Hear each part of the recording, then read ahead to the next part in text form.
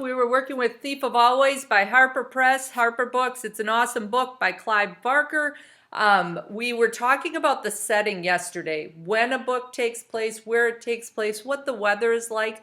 And we also talked about a common thing with fantasy books is they fall into one of three categories. Either they're futuristic, magical, or medieval. So as we're reading today, please be watching out for those things. In addition to that, I know that your reading lesson today talks about problems and solutions. So let's take a look and see if Harvey or anybody else in the book faces any problems. And I don't think there are going to be any solutions today, but let's see what we can find out. We have 2 chapters we're going to read today.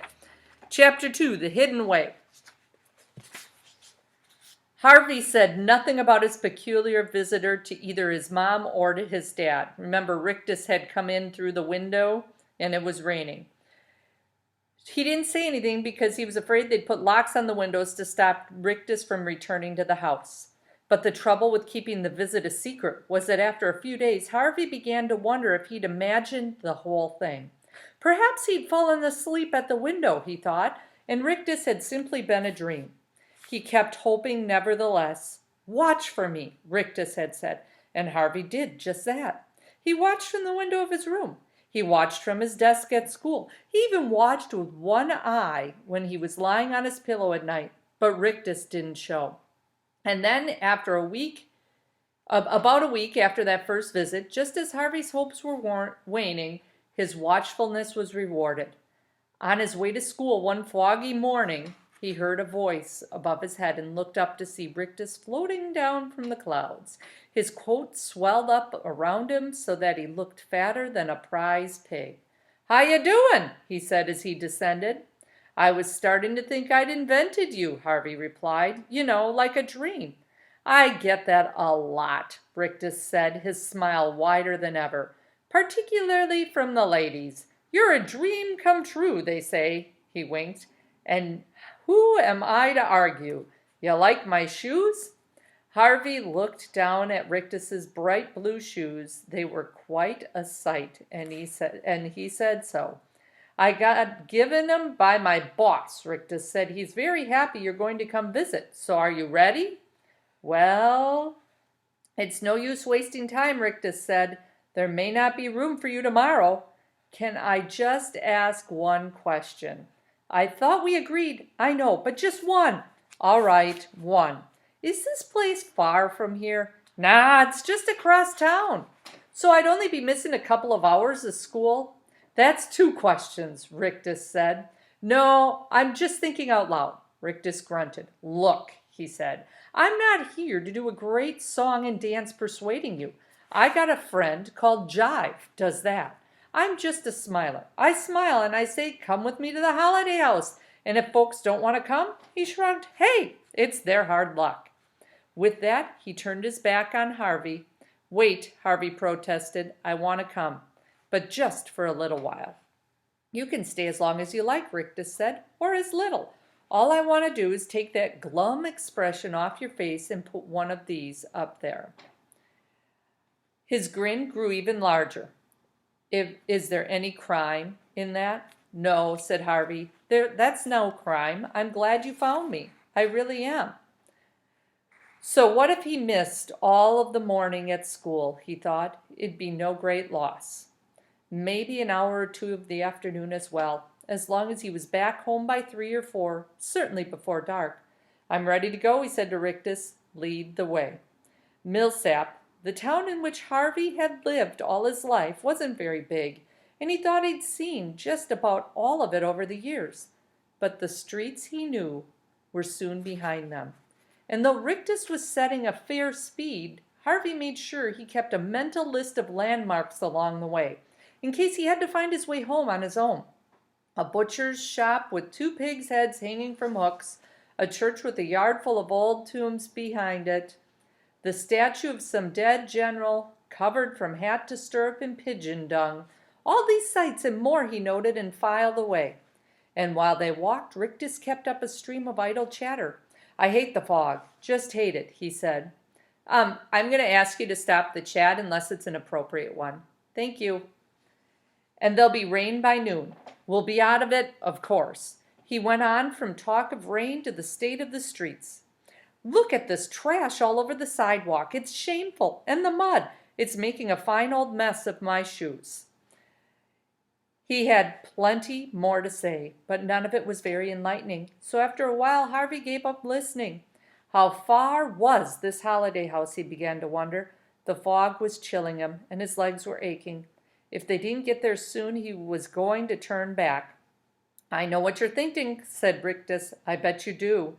You're thinking this is all a trick. You're thinking Rictus is leading you on a mystery tour and there's nothing at the end of it. Isn't that true? Maybe a little. Well, my boy, I've got news for you. Look up ahead. He pointed, and there, not very far from where they stood, was a high wall, which was so long that it disappeared into the fog to right and left. What do you see? Rictus asked him. A wall, Harvey replied, though the more he stared at it, the less certain of this he was. The stones, which had seemed solid enough at first sight, now looked to be shifting and wavering as though they'd been chiseled from the fog itself and piled up here to keep out prying eyes. It looks like a wall, Harvey said, but it's not a wall. You're very observant, Rictus replied admiringly. Most people just see a dead end, so they turn around and take another street. But not us. Nope, not us. We're going to keep on walking. You know why? Because the holiday house is on the other side. What a miraculous kid you are, Rictus replied. That's exactly right. Are you hungry, by the way? Starving. Well, there's a woman waiting for you in the house called Mrs. Griffin, and let me tell you, she is the greatest cook in all of America land. I swear on my tailor's grave. Anything you can dream of eating, she can cook. All you have to do is ask. Her deviled eggs, he smacked his lips. Perfection. I don't see a gate, Harvey said. That's because there isn't one. So how do we get in? Just keep walking. Half out of hunger, half out of curiosity, Harvey did as Rictus had instructed, and as he came within 3 steps of the wall, a gust of balmy flower-scented wind slipped between the shimmering stones and kissed his cheek. Its warmth was welcome after his long, cold trek, and he picked up his pace, reaching out to touch the wall as he approached it. The misty stones seemed to reach for him in their turn, wrapping their soft gray arms around his shoulder and ushering him through the wall. He looked back, but the street he'd stepped out of, with its gray sidewalks and gray clouds, had already disappeared. Beneath his feet, the grass was high and full of flowers. Above his head, the sky was midsummer blue, and ahead of him, set at the summit of a great slope, was a house that had surely been first imagined in a dream. He didn't wait to see if Rictus was coming after him, nor to wonder how the gray beast February had been slain and this warm day risen in its place. He simply let out a laugh that Rictus would be proud of and hurried up the slope and into the shadow of the dream house. And that's the end of chapter 2. Here's chapter 3, Pleasure and the Worry. What a fine thing it would be, Harvey thought, to build a place like this, to drive its foundation deep into the earth, to lay its floors and hoist its walls, to say where there was nothing I raised a house. That would be a very fine thing. It wasn't a puffed-up peacock of a place either. There were no marble steps, no fluted columns. It was a proud house, certainly, but there was nothing wrong with that. It had much to be proud of. It stood 4 stories high and boasted more windows than Harvey could readily count. Its porch was wide, as were the steps that led up to its carved front door. Its slated roofs were steep and crowned with magnificent chimneys and lightning rods. Its highest point, however, was neither a chimney nor a lightning rod, but a large and elaborate wrought weather vane, which Harvey was peering up at when he heard the front door open and a voice say, "Harvey, Swickeye, live and breathe!" He looked down, the weather vane's white silhouette still behind his eyes, and there on the porch stood a woman who made his grandmother, the oldest person he knew, look young. She had a face like a rolled-up ball of cobwebs, for which her hair, which could also have been spider's work, fell in wispy abundance. Her eyes were tiny, her mouth tight, her hands gnarled, Her voice, however, was melodious and its words welcoming. "I thought maybe you'd decided not to come," she said, picking up a basket of freshly cut flowers she'd left on the step, "which would have been a pity. Come on in, there's food on the table. You must be famished." "I can't stay long," Harvey said. "You must do whatever you wish," came the reply. I'm Mrs. Griffin, by the way." "Yes, Rictus mentioned that."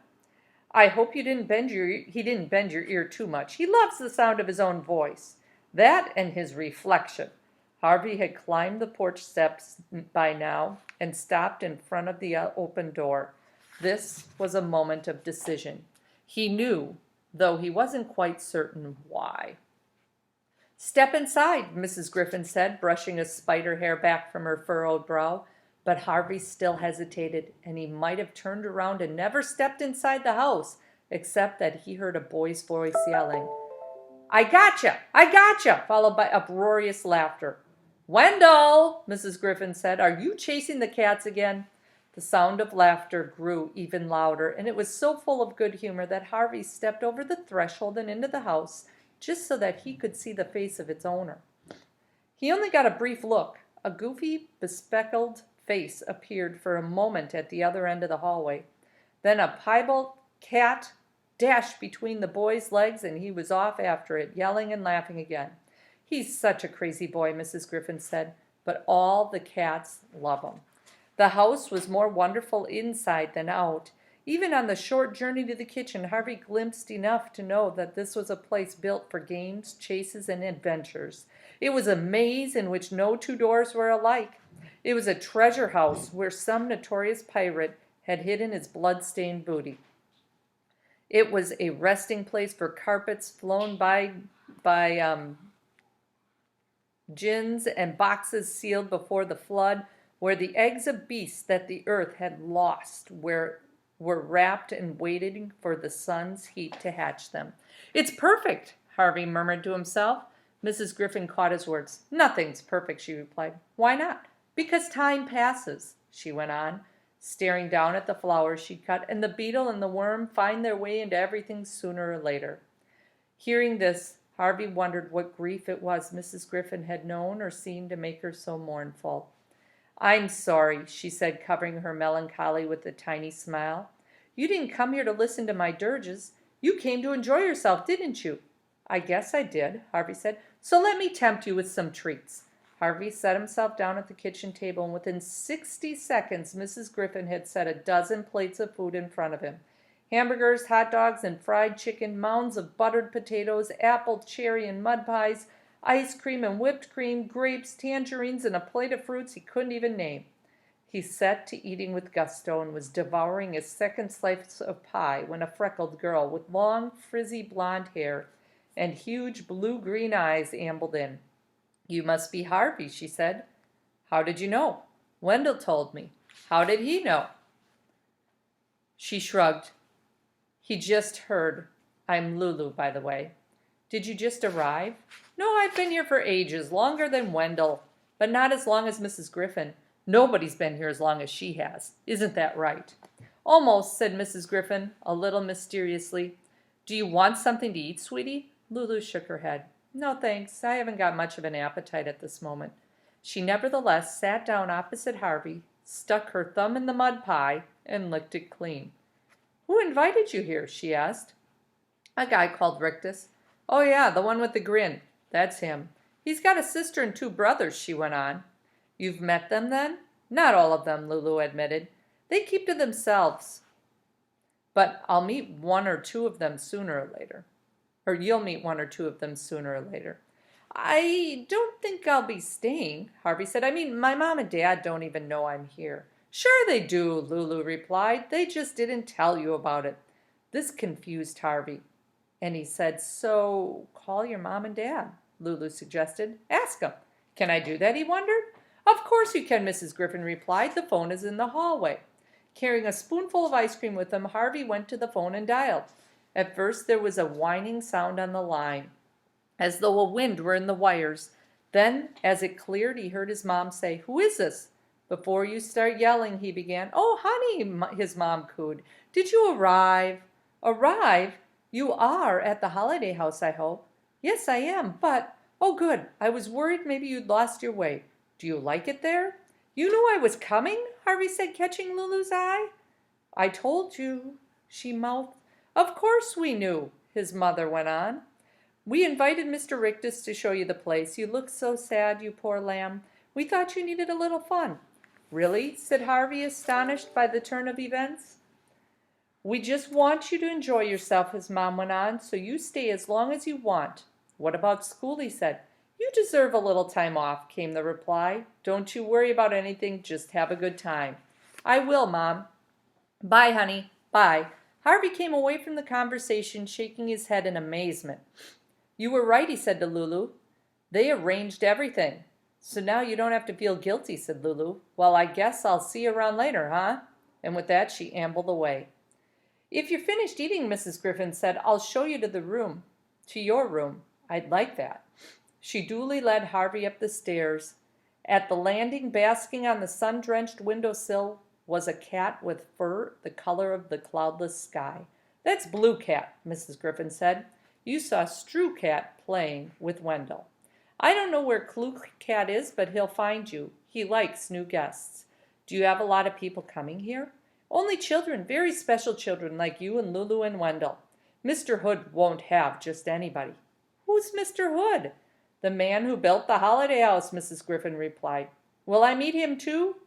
Mrs. Griffin looked discomfited by this question. Maybe, she said, her gaze averted, but he's a very private man. They were up on the landing by now, and Mrs. Griffin led Harvey past a row of painted portraits to a room at the back of the house. It overlooked an orchard, and the warm air carried the smell of ripe apples into the room. You look tired, my sweet, Mrs. Griffin said. Maybe you should lie down for a little while. Harvey usually hated to sleep in the afternoon. It reminded him too much of having the flu or the measles. But the pillow looked very cool and comfortable, and when Mrs. Griffin had taken her leave, he decided to lie down just for a few minutes. Either he was more tired than he thought, or the calm and comfort of the house rocked him into a slumber. Whichever, his eyes closed almost as soon as he put his head on the pillow, and they did not open again until morning. And that's the end of chapter 3. We'll pick up with chapter 4